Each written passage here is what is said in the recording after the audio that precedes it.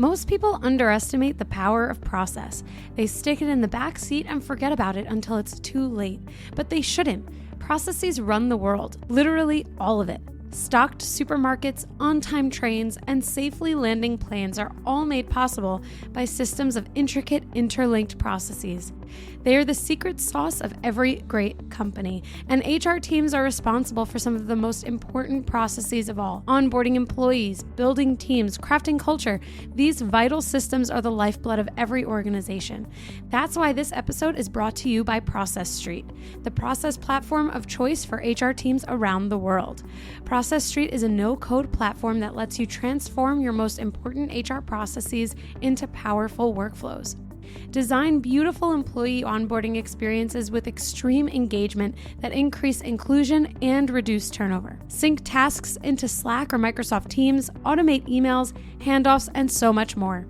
Thousands of teams, large and small, trust Process Street to manage their most important people processes. Like Salesforce, that used Process Street to onboard all the 3,000 Slack employees after the $27 billion acquisition. You can learn more and sign up for a free account at www.process.st.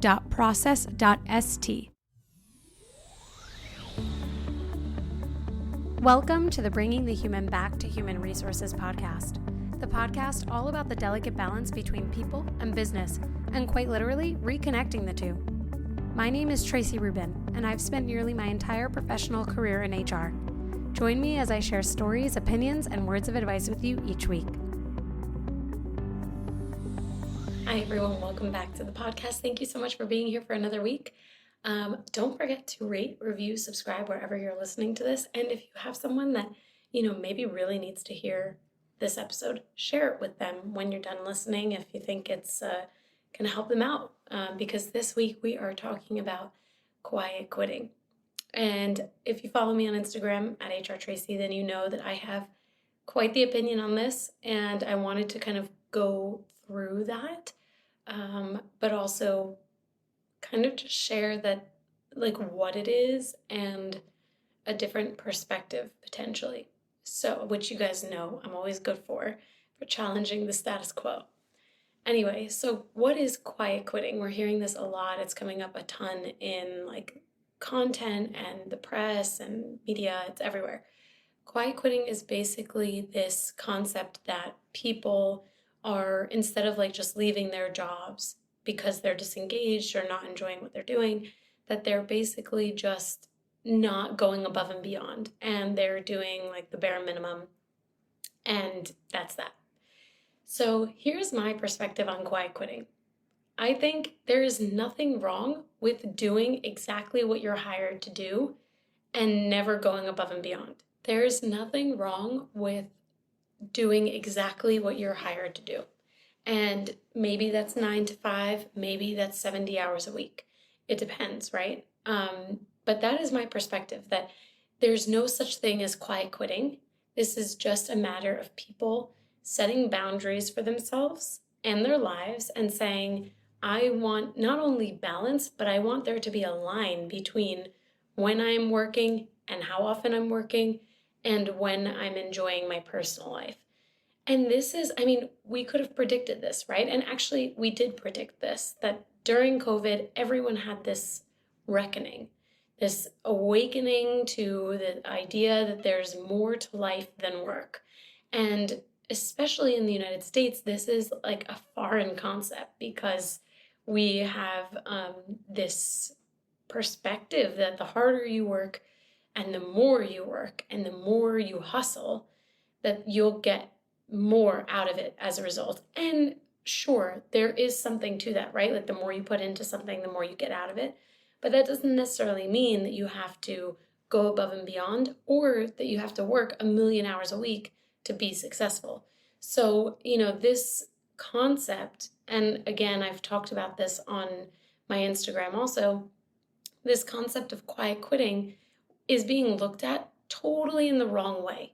And I have seen HR people talk about it. I've seen business people, non-HR business people talking about it. I'm seeing a lot of these people basically saying like those people are disengaged and you need to check in with them and you need to prevent quiet quitting.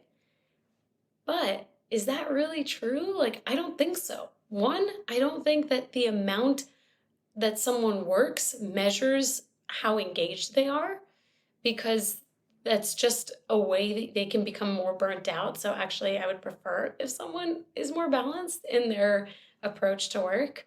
Two, like, just because someone is setting boundaries for their work and personal lives does not mean that they're disengaged. Like, we have come so far in the way that we think about engagement, the way that we think about work, the way we think about being successful and what that looks like and how to be successful and how we define success. But this, to me, it's just like, again, it's kind of like, you take a circle and you've got a target in the middle. Like, we're just kind of going around the target. We're just not hitting it. And so I think when we hear quiet quitting, my reaction always like, seriously, like, why are we talking about this?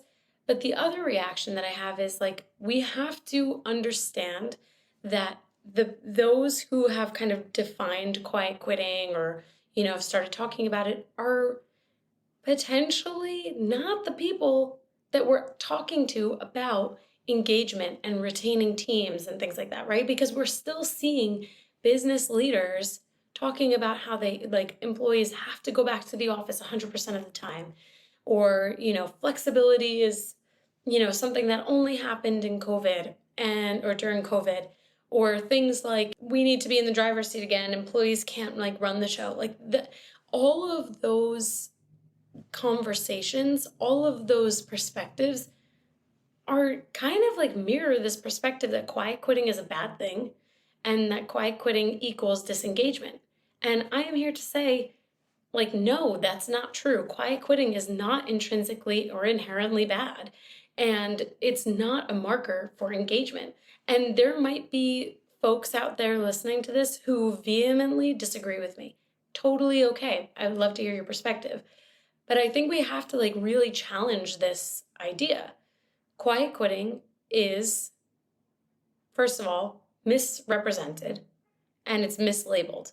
And like, the reality is that if someone is quote unquote quiet quitting, they're setting boundaries for themselves, they're still engaged.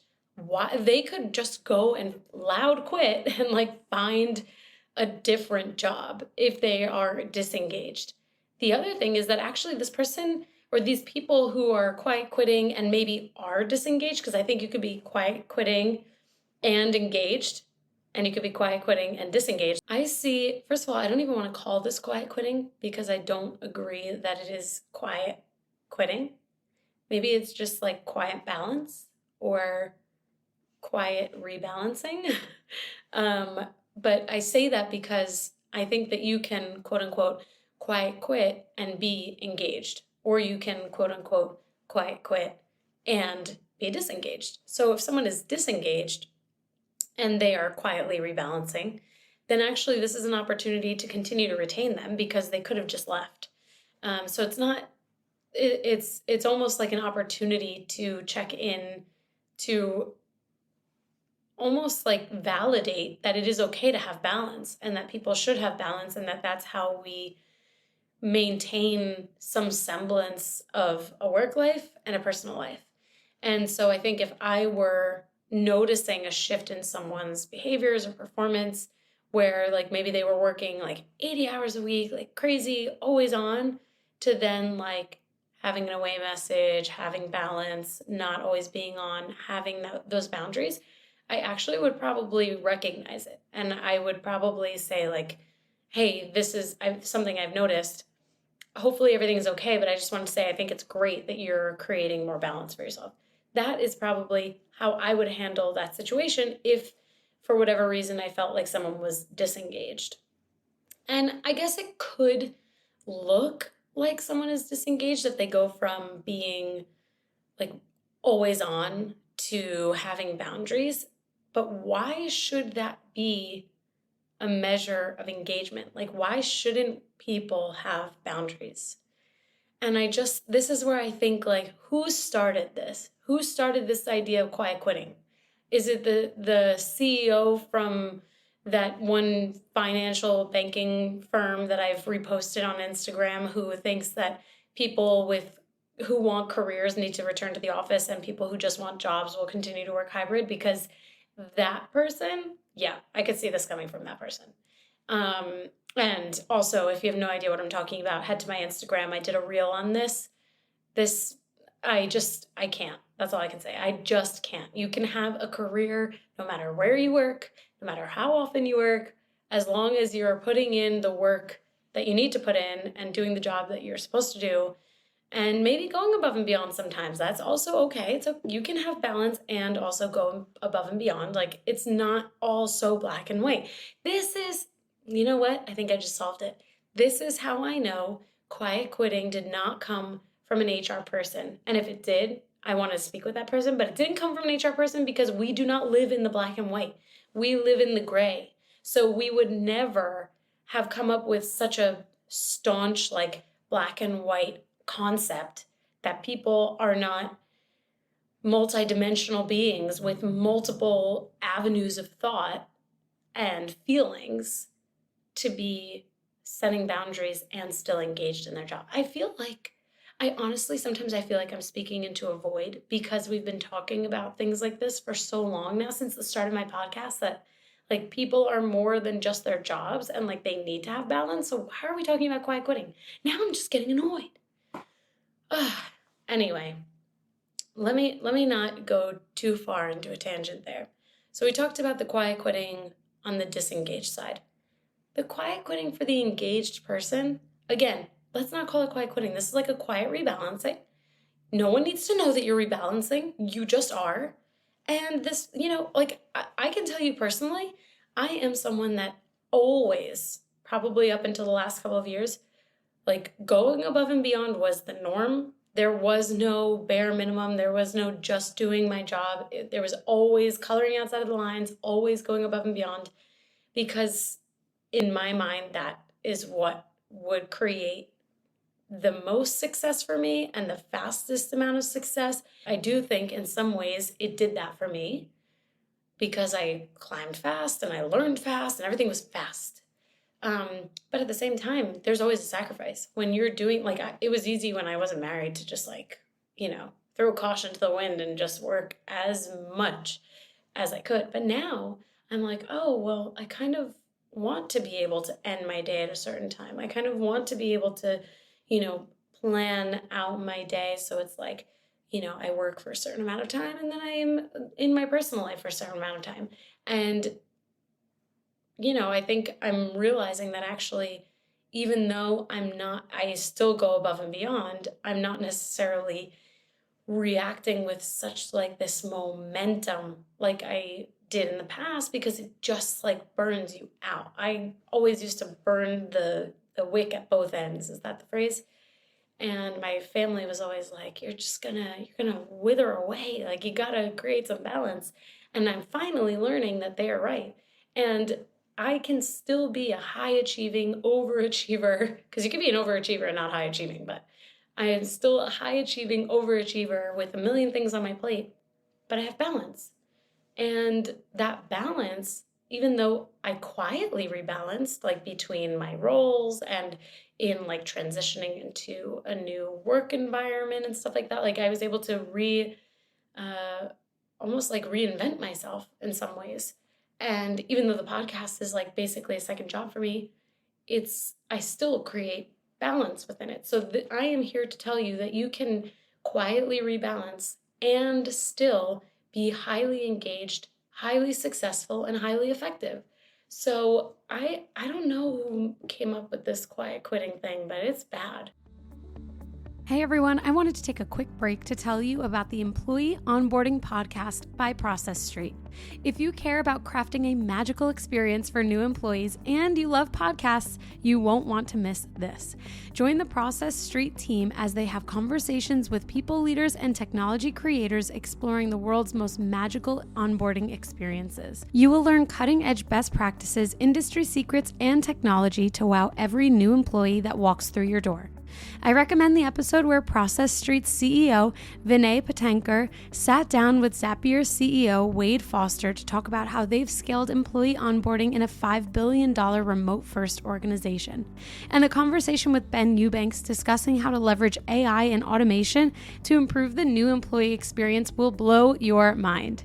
You can find the Employee Onboarding Podcast on Apple, Spotify, Google, or wherever you listen to your favorite podcasts. Go ahead and check it out, and don't forget, if you're interested in supercharging your employee onboarding or other HR processes, go ahead and give Process Street a try. You can sign up for a free account at www.process.st or check out their YouTube channel for a bunch of webinars and demos. This episode is brought to you by Namely. We all do our best to keep ahead of business trends, but keeping ahead can be its own full-time job. With everyone wearing multiple hats, it's easy to fall behind. That's why you need to make the switch to Namely, the all-in-one HR solution that adapts with your business. Namely helps you and your team with all aspects of HR, from onboarding and performance management to payroll and intuitive benefits enrollment. Whether you have 50 or 1,000 employees, all in one connected and modern platform. Plus, Namely is customizable for your company, culture, and goals, so they can match where you are now and adapt as you grow.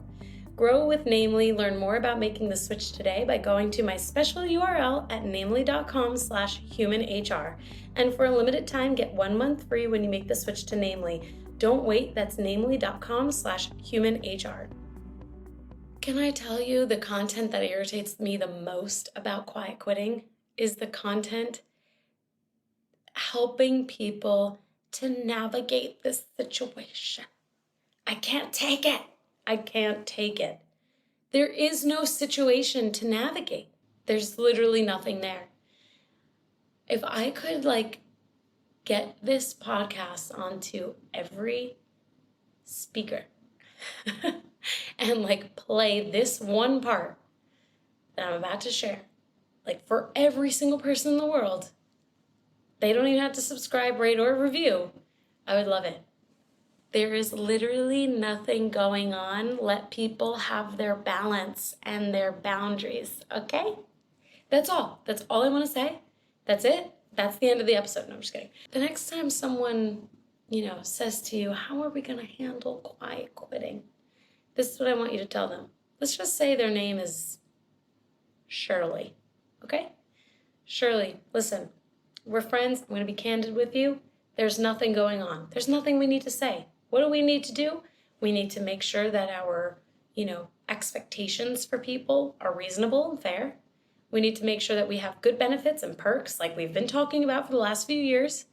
And we need to applaud people who are rebalancing because they're not quiet quitting. They're not quitting at all. If they're going to quit, they're going to loud quit. And that basically means they submit their resignation or they just leave, right? So there is no quiet quitting. We want to appreciate that people are setting boundaries because we've expected people to ditch their personal lives and not have any boundaries at all and burn out. So this is a great thing. And that is what I want you to say the next time someone brings up quiet quitting. There is nothing to assess. There is nothing to worry about. There is something to worry about if your people are leaving because they don't have work-life balance. See where I'm going here? I know I'm being a little sarcastic with some of these things, but it's just because I'm kind of irritated. How do we keep talking about the same thing and yet we're not learning anything? And we keep talking about the same thing. If you're watching me on video, you're seeing my eyes are getting really wide, and I'm using all of the hand gestures that I have in my arsenal, with the exception of ones that are profane. But really, it's so mind-boggling to me that we continue to talk about the same things without solving the problems that we are not including in the conversation. People are quietly rebalancing because businesses have asked them to ditch boundaries for too long. Businesses have asked people to go above and beyond and burn out from both ends for too long. So people are rebalancing. They're yeah, my husband, my wife, my spouse, my partner, they're saying I'm not really around. So I'm going to balance that out because you know what? They matter to me. That part of my life, which is much more important than my job, even though everybody has to make money somehow, but still, let's call a spade here. People's personal lives are more important than the work that they do, because we get one life to live, and it's all of that stuff that means the most, right? Family's everything, love's everything, all that stuff, right? So they're rebalancing because that matters, and people are going to leave. They're going to loudly quit. I quit. I'm resigning. I'm leaving. I'm going somewhere else. Whatever that loud quitting is, they are leaving potentially because they did not rebalance. They did not set boundaries.